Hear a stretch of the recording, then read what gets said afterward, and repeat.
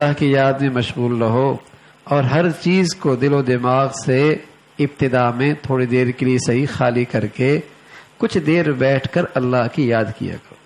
ابتدا تو ایسے کرو اللہ کو پانے کے لیے کہ کچھ دیر ہر چیز سے علیحدہ ہو کے اللہ کی یاد کر لیا کرو۔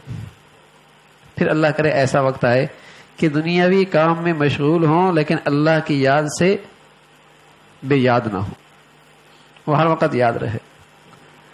لیکن ابتدا ایسا کرے کہ تھوڑی دیر سب چیزوں سے فارغ ہو کر یکسو ہو کر اللہ کو یاد کیا کرے۔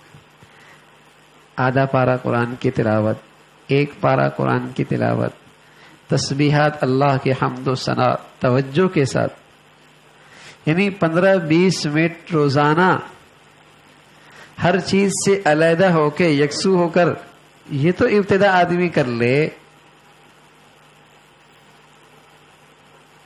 یہ وقت بھی اگر اس کے پاس نہیں ہے تو یہ اللہ کو پانا ہی نہیں چاہتا،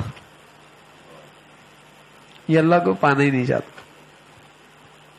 اور جب اللہ کو نہیں پانا چاہتا تو پھر اپنے دل کو آگ میں جلتا دیکھے گا، دنیا کی بے چینی اور بے سکونی کی آگ بھی جلائے گی،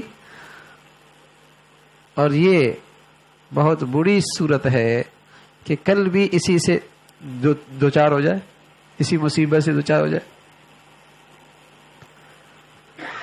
تو بھائیو، اللہ کی یاد میں مشغول رہو اور ہر چیز کو دل و دماغ سے تھوڑی دیر ہی صحیح خالی کر کے روزانہ اللہ کو یاد کرو، ناغہ نہ کرو۔ اتنا بھی مجاہدہ کرنے کے لیے تیار نہیں کہ 20-25 منٹ اکیلے بیٹھ کے اللہ کو یاد کر لو اور چاہے کہ اللہ کو پالو، یعنی اس ذات کو پا لینا اتنا سستا، اتنا بے قیمت۔ دنیا کی چھوٹی سی چھوٹی چیز کے لیے کتنا وقت لگاتا ہے، کیسی محنت کرتا ہے، اور اللہ کو پانے کے لیے اس کے بعد یہ بھی وقت نہیں ہے۔ اگر اللہ کی پسند ہے، اللہ کو سے محبت کرتا ہے، پھر اللہ کی یاد کے لیے وقت نکلنا چاہیے۔ تو قرآن کی تلاوت ہو اور کچھ وقت اکیلے بیٹھ کے صبح شام اللہ کی یاد کی جائے، انشاءاللہ اس سے اللہ کا قرب نصیب ہوتا چلا جائے۔